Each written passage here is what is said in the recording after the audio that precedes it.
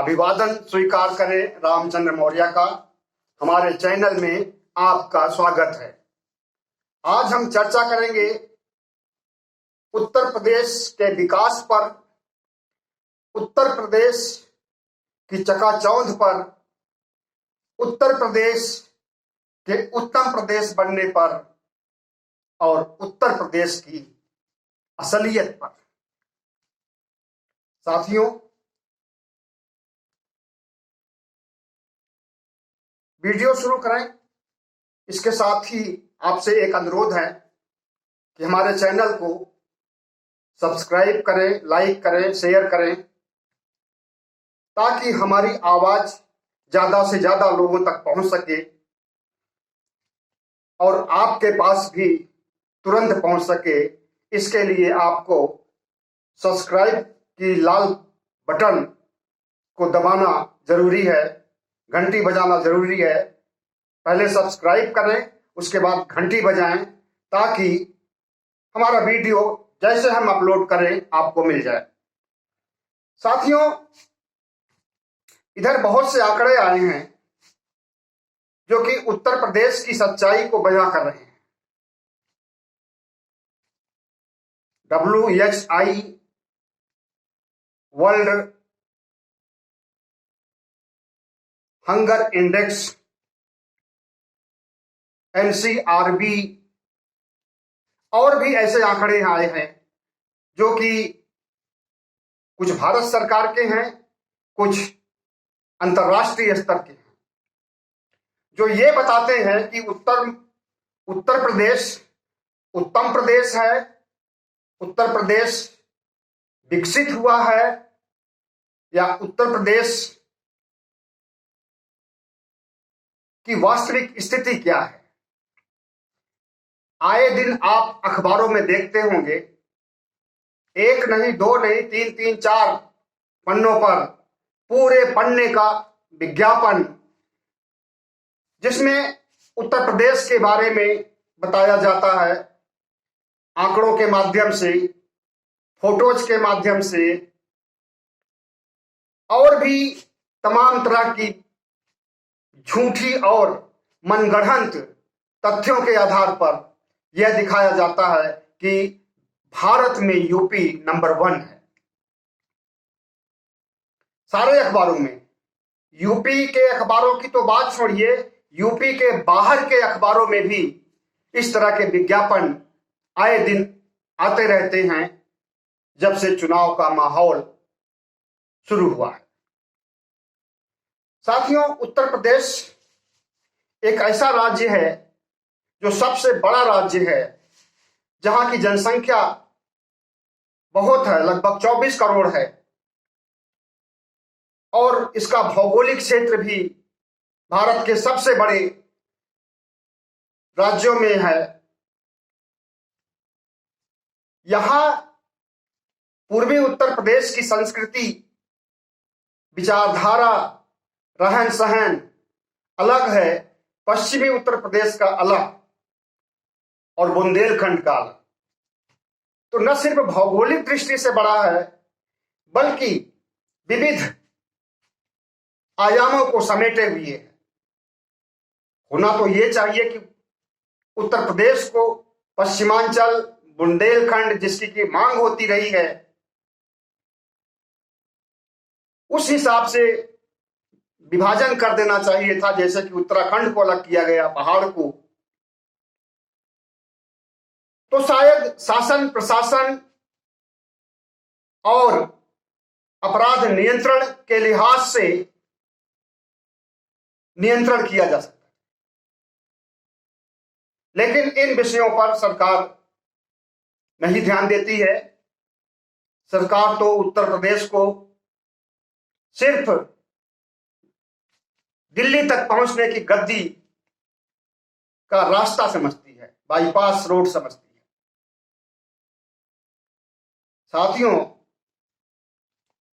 चुनाव में हर पार्टी लोक लुभावन नारों का आगाज करती है और अपनी चिकनी चुपड़ी बातों से जनता को सम्मोहित करना चाहती है, लेकिन झूठ के बुनियाद पर अगर कोई पार्टी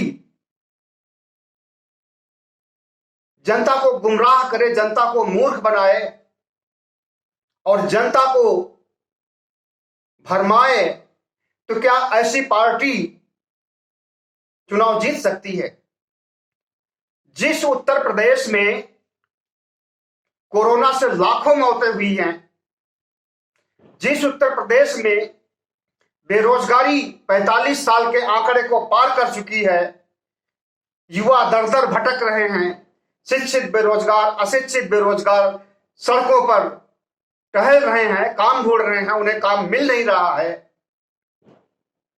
और जिस उत्तर प्रदेश में किसान आंदोलन 1 साल से पश्चिमी उत्तर प्रदेश में खास करके अपनी मांगों को लेकर के अडिग है, उस उत्तर प्रदेश की छवि अगर वर्तमान सरकार जो सत्ता में है, योगी सरकार, उसको नंबर 1 बताए विकास के क्षेत्र में, तो विश्वास नहीं किया जाता।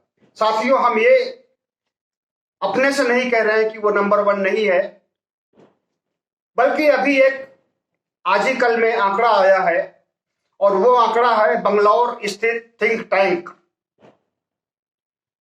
पब्लिक अफेयर्स इंडेक्स इसने जारी किया है, जिसमें 18 राज्यों,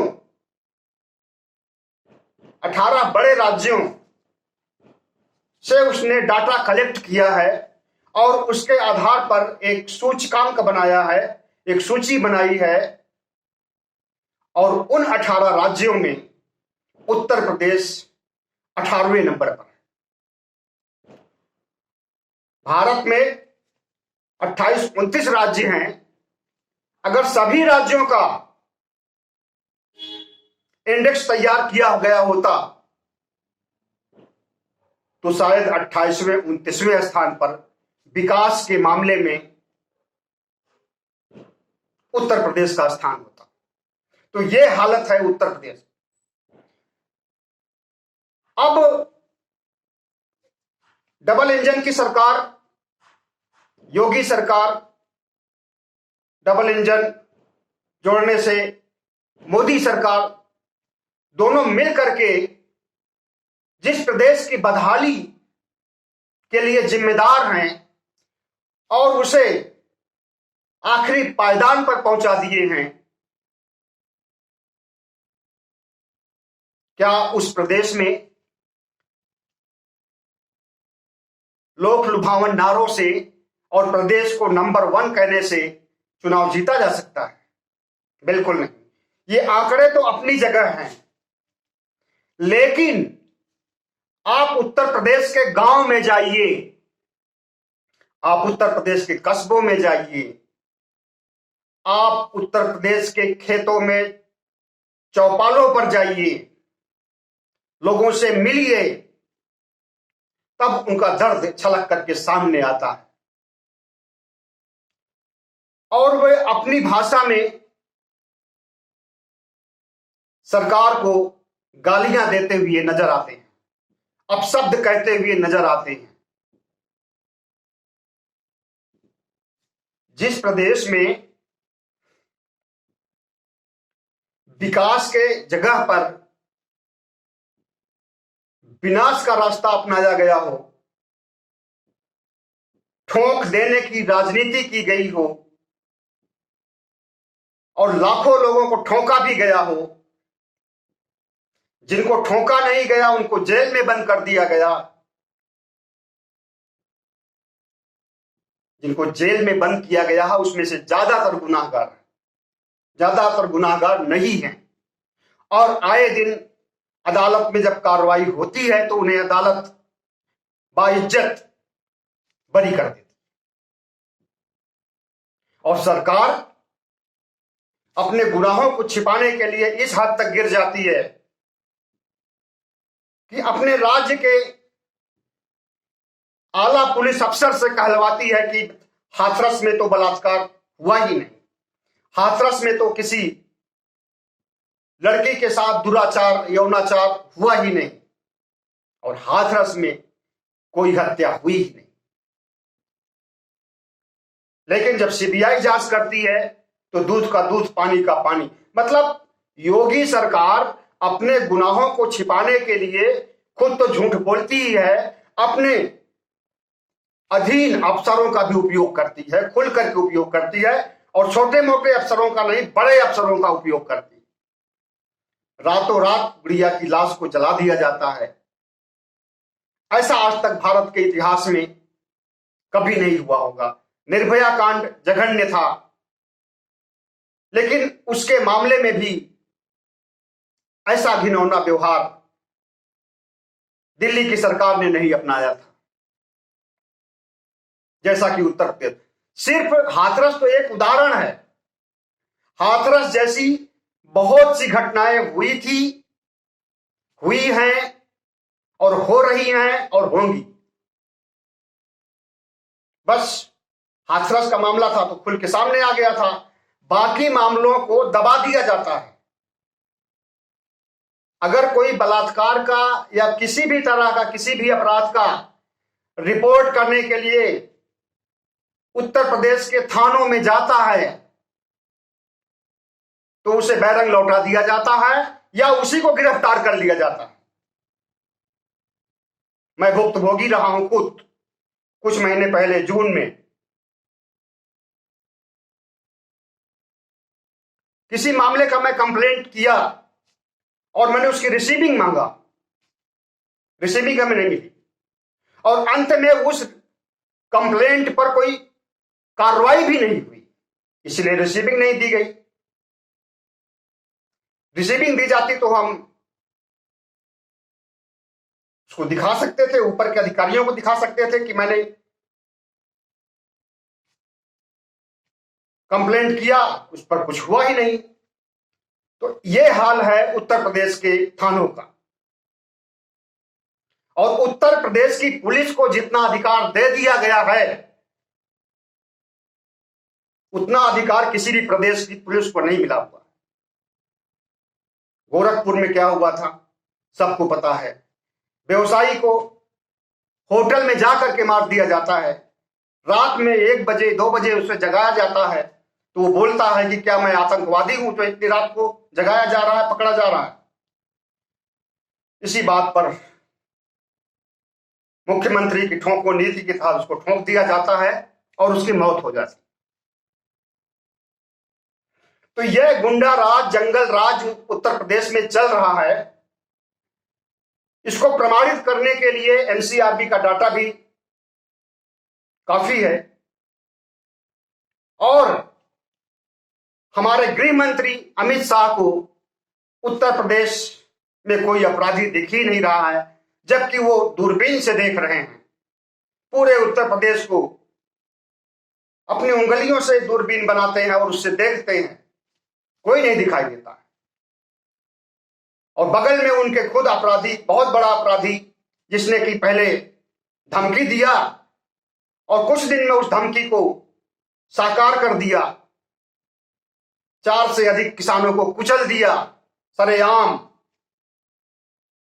और उसके बाद कहता है कि अगर हमारा बेटा पकड़ा जाए, हमारे बेटे के पक्ष में कोई अगर सबूत है तो लाकर कोई पेश करे। मतलब पहले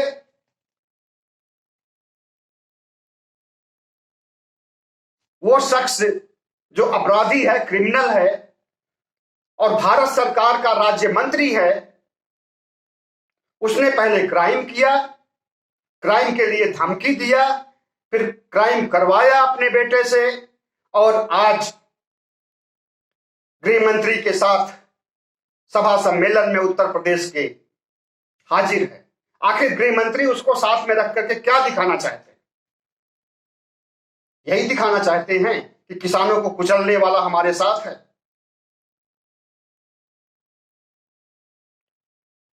तो अपराध की राजनीति करना किसी भी राजनीतिक दल के लिए, सिर्फ भारतीय जनता पार्टी के लिए ही नहीं, किसी भी राजनीतिक पार्टी के लिए एक घिनौना, कड़वा और दुर्भाग्यपूर्ण निर्णय है ऐसा करना। तो साथियों, उत्तर प्रदेश की जो हालत है, आंकड़ों से तो वो बयां हो ही रहे हैं, वहां के लोग भी बयां कर रहे हैं, जो अपनी जुबानी बयां कर रहे हैं। और आज जिस मोड़ पर उत्तर प्रदेश है, जितने अपराध हैं, जितनी भुखमरी है, जितनी जहालत है, जितनी बेरोजगारी है, और कोरोना से मौतों के बाद जितना गम है, इतिहास में इतना कभी उत्तर प्रदेश में नहीं रहा है, किसी भी पार्टी के शासन में नहीं रहा है।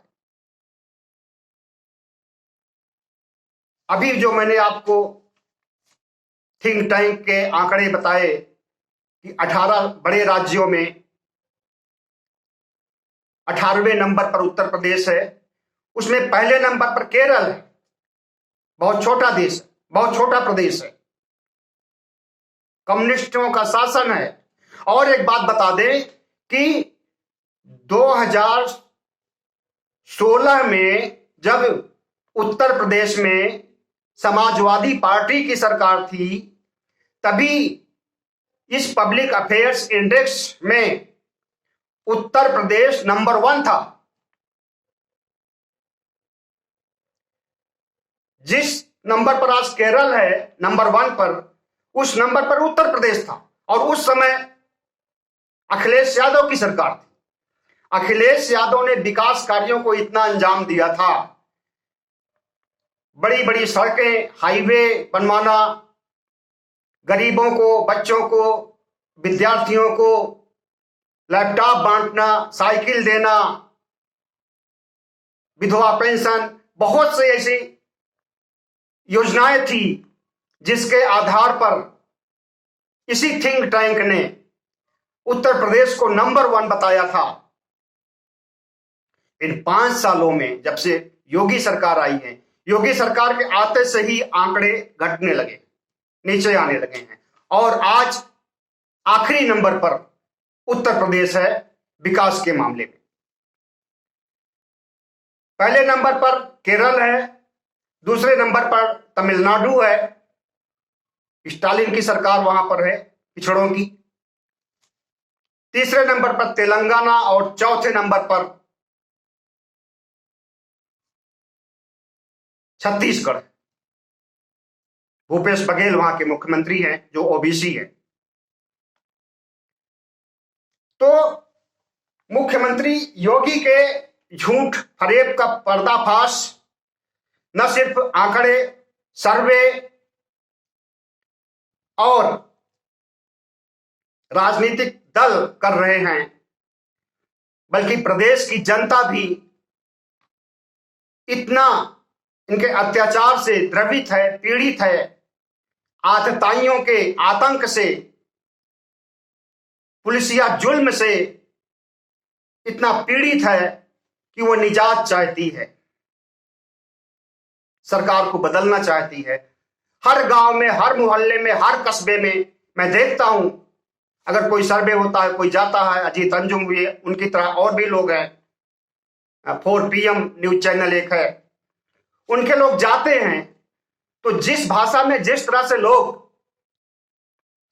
मुख्यमंत्री योगी को गालियां देते हैं और अखिलेश यादव को फिर से लाने की बात करते हैं, उससे लगता है कि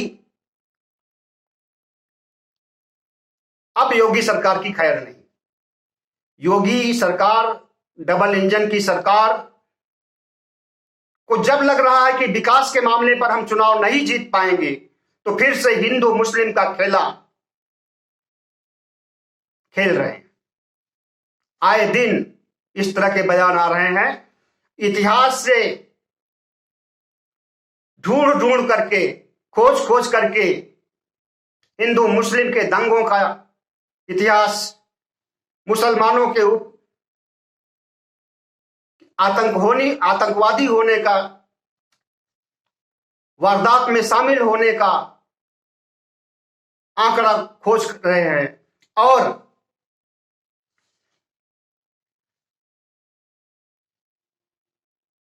उत्तर प्रदेश में जिस तरह से हिंदू मुस्लिम, मंदिर मस्जिद का घिनौना खेल खेला जा रहा है।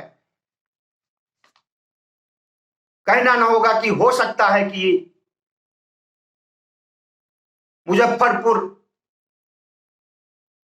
मुजफ्फरनगर दंगे की तरह फिर से कोई दंगा प्रायोजित किया जाए, और दंगा फैलाने में आरएसएस से बढ़कर के कोई संगठन नहीं है, और आरएसएस ही योगी और मोदी का माई बाप है। साथियों, आगे हम एक आंकड़ा और आपको देना चाहेंगे। वर्ल्ड हैप्पीनेस इंडेक्स में भारत 2013 में 111वें नंबर पर था। कुल 149 देशों का हैप्पीनेस इंडेक्स जारी किया गया, जिसमें 2013 में 111 था, और अब 149 में 139वें पर हम पहुंच चुके हैं। मतलब हमारे यहां से खुशहाली छिनती जा रही है, देश से खुशहाली गायब होती जा रही है। पाकिस्तान 37वें नंबर पर है, हमसे बहुत ज्यादा पाकिस्तान खुशहाल है और बांग्लादेश खुशहाल है। भूखमरी के क्षेत्र में आंकड़े जो जारी हुए हैं उसमें भी हम 107 देशों में से 97 पर हैं। हमसे नीचे सिर्फ 13 देश हैं जो कि हमसे ज्यादा भूखमरी के शिकार हैं।